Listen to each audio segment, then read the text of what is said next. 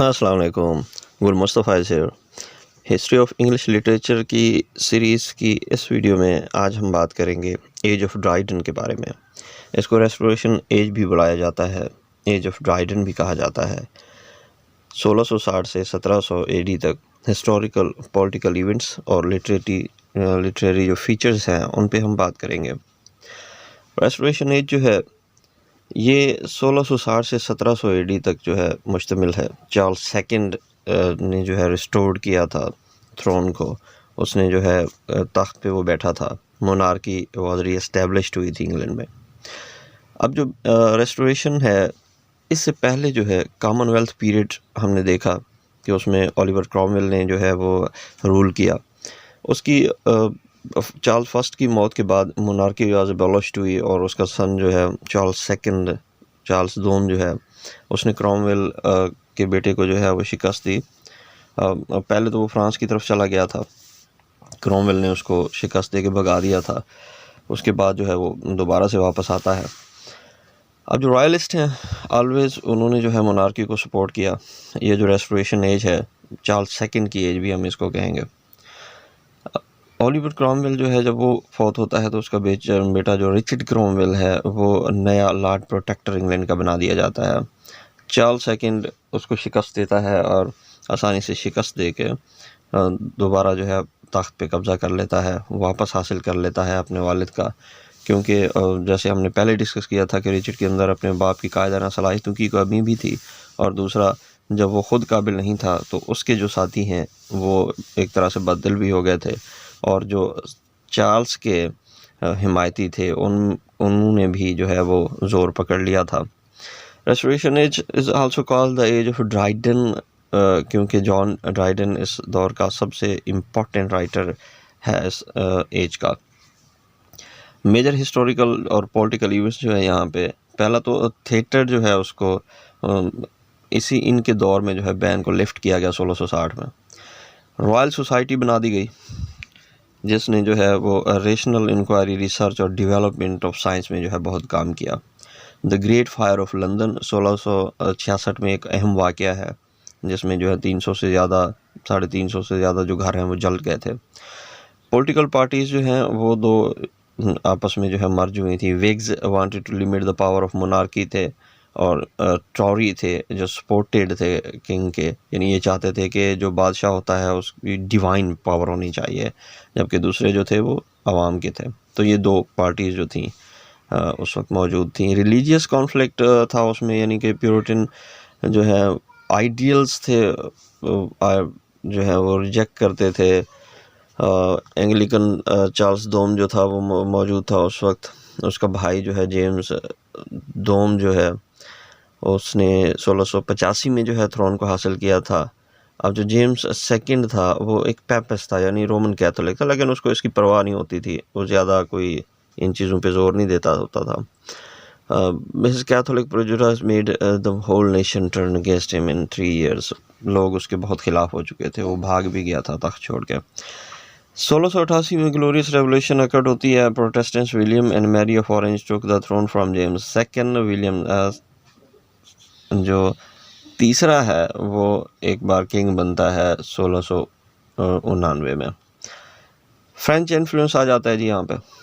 क्यों आ जाता है? क्योंकि चार्ल्स सेकंड जो है और उसके हवारी जो हैं वो काफ़ी अरसा जो है फ्रांस में एग्ज़ाइल में होते हैं, तो वहाँ से उन पे असर होता है। फ्रांस के जो कल्चर है उसको देखते रहते हैं, तो वो समझते हैं कि इंग्लिश से उनका लिटरेचर जो है वो अच्छा है। Writers of restoration as limited France writers and play rights. अब हम देखेंगे कि लिटरेरी फीचर्स क्या हैं उस दौर के। The new classicism, writer of restoration age turn to the great classical writers, specially Latin writers for inspiration. वो तो वैसे भी सब पे ज़्यादा असर रहा है इन चीज़ों का। फ्रेंच इन्फ्लुएंस इन ड्रामा में किस तरह से हुआ? अब उस तरह उनकी जो कॉमेडी है फ्रेंच की, उनमें Moliere's influence was a tremendous comedy of manners oriented in France and gained popularity in Restoration age. Its objective was to show the manners of aristocratic people. Commedia dell'arte is an art from the first gained popularity in Italy, then during the Restoration age. Restoration comedy जो है criticize करती है independency पे और प्रेमिसिवनेस पे। Tragedy के अंदर जो है फ्रांस और क्लासिकल मॉडल्स जो है वो कंबाइन होते हैं और वो एक नई जो किस्म है वो हीरोइक प्ले से सामने आती है, जिसकी एक बेहतरीन मिसाल जो है टायटैनिक लव है जॉन ड्राइडन की। प्रोज के अंदर मैथ्यू आर्नल्ड जो है restoration age marks the birth of modern English prose at it was the age of intellectualism and rationalism.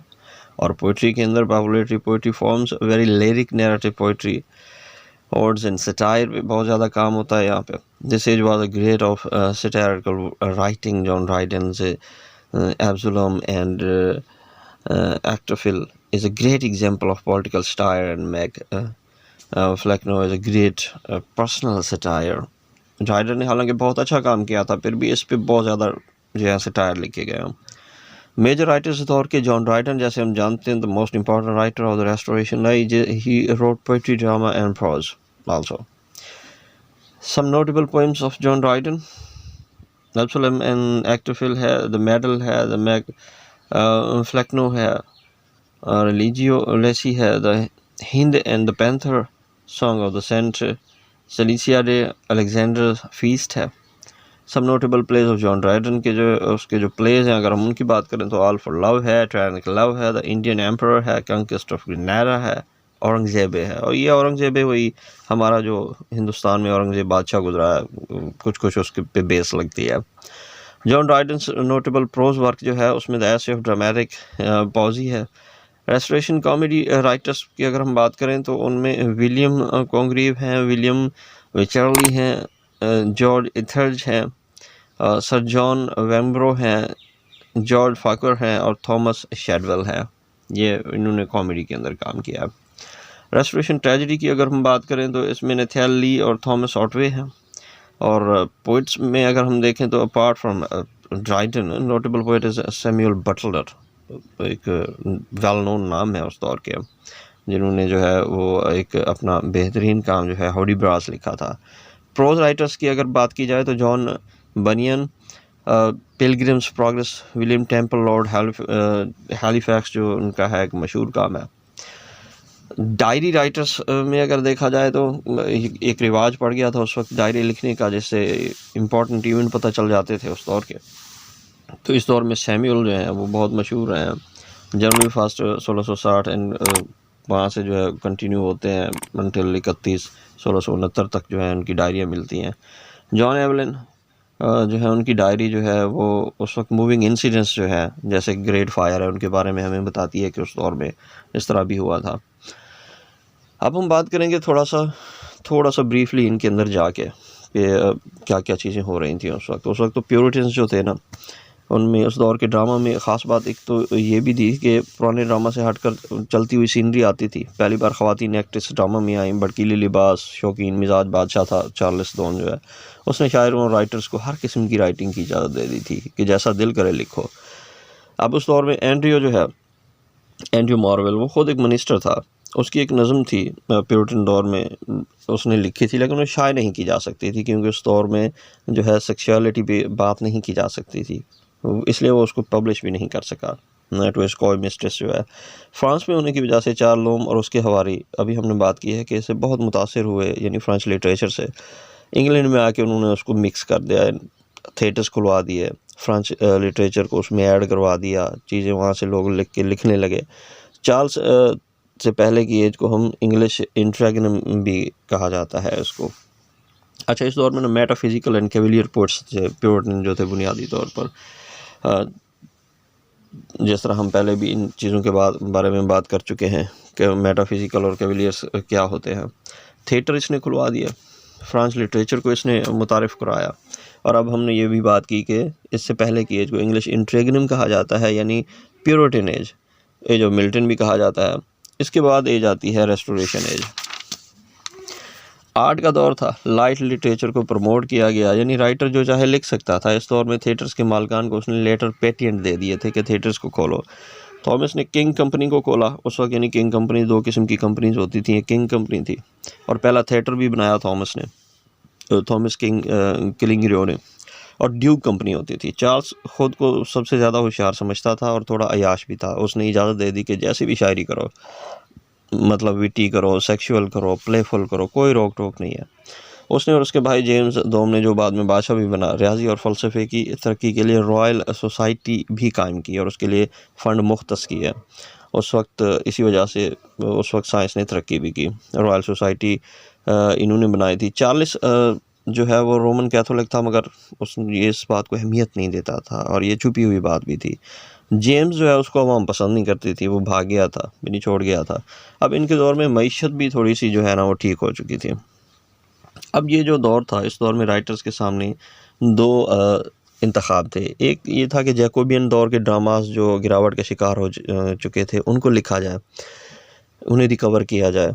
दूसरा ये था कि इनोवेशन लिटरेचर की तरफ जाया जाए, यानी जिनमें नयापन हो। गैलिक मॉडल जो है उसको अपनाया जाए। फ्रेंच स्टाइल, गैलिक मॉडल जो होता है फ्रेंच स्टाइल, जिसमें सटायर और पैरोडी शामिल होते हैं।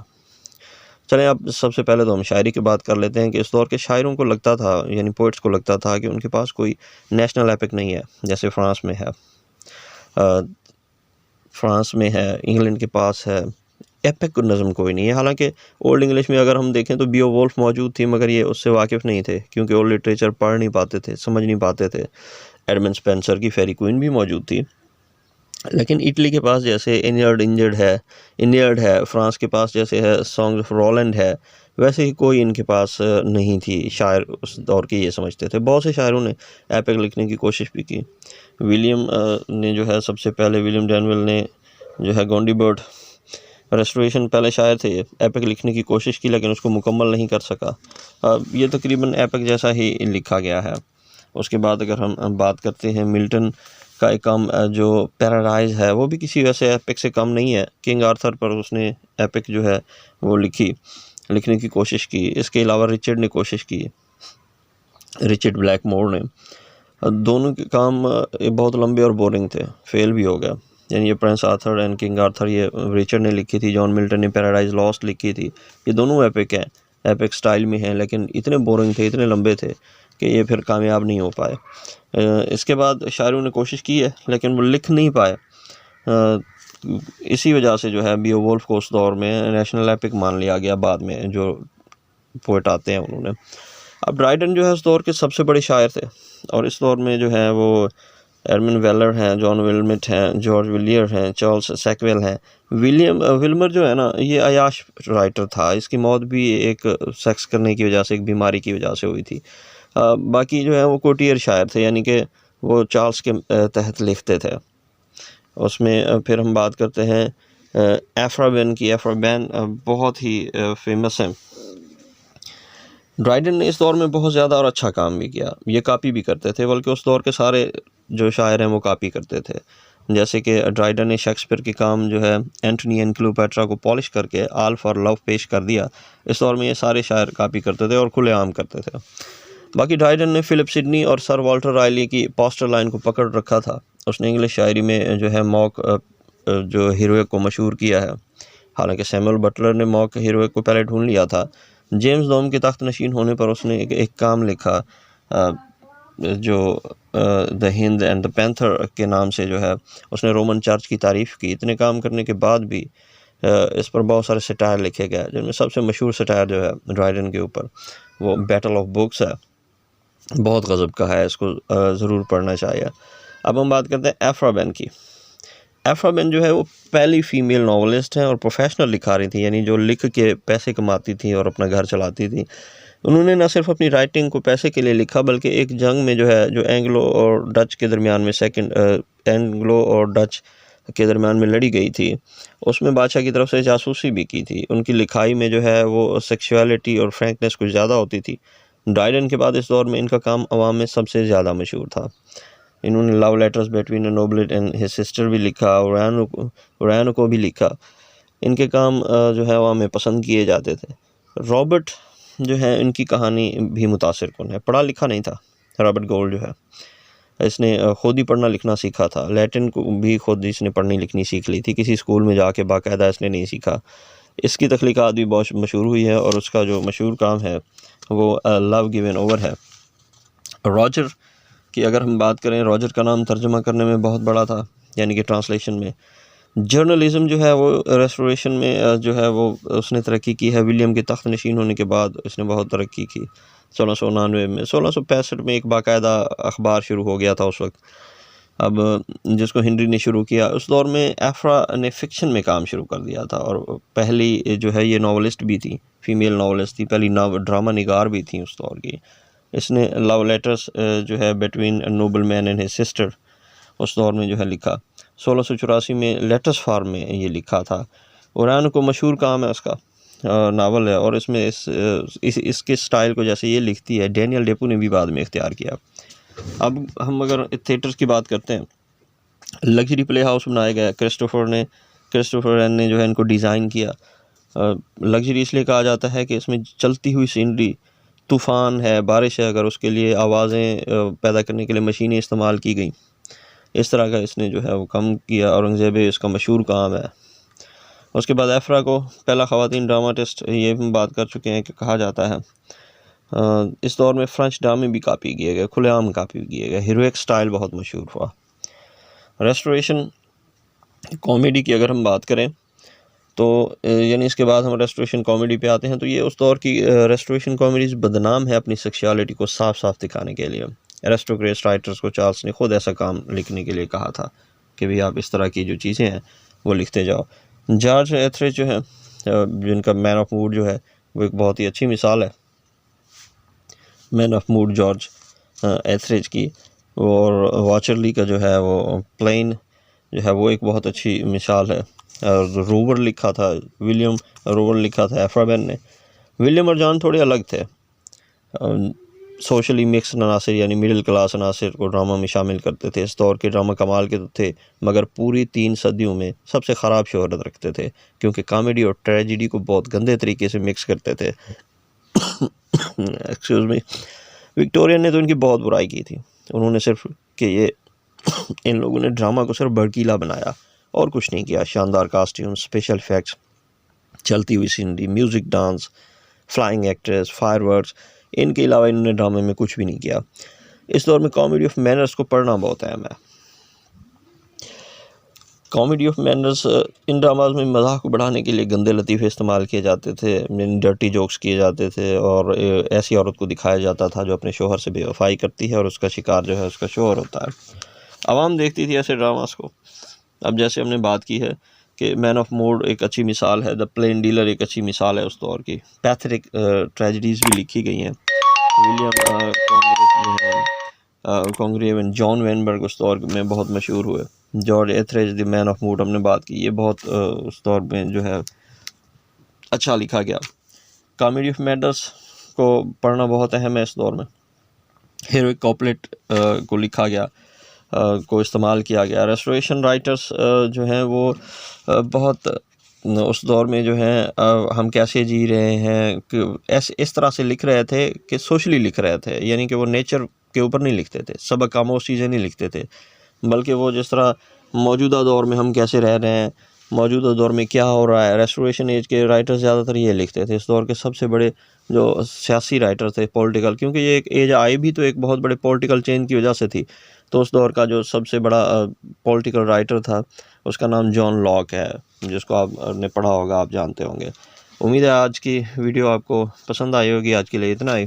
अगर आप मेरे चैनल पे नए हैं और आपने अभी तक मेरा चैनल सब्सक्राइब नहीं किया तो मेरे चैनल को लाइक करें, सब्सक्राइब करें और बेल का बटन दबा दें, ताकि मैं आपके लिए इसी तरह की अच्छी वीडियोस लेके हाजिर होता रहूँ। बहुत बहुत शुक्रिया।